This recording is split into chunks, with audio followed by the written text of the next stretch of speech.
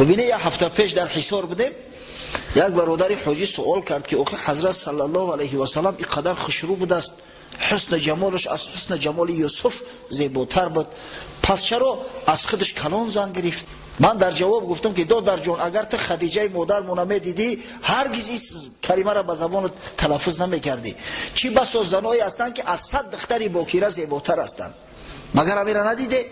تصور کنه که بعضی زنایی هستند خاصتا همین برای زن زیبا را ایام تراوت و شکوفاییش از همین 30 تا 40 سالگی است.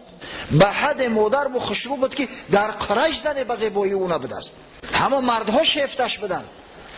با نزد ابو طالب امکش وقت این سخن گفت، ابو طالب گفت بچم خدا دادت، خشا به حاله.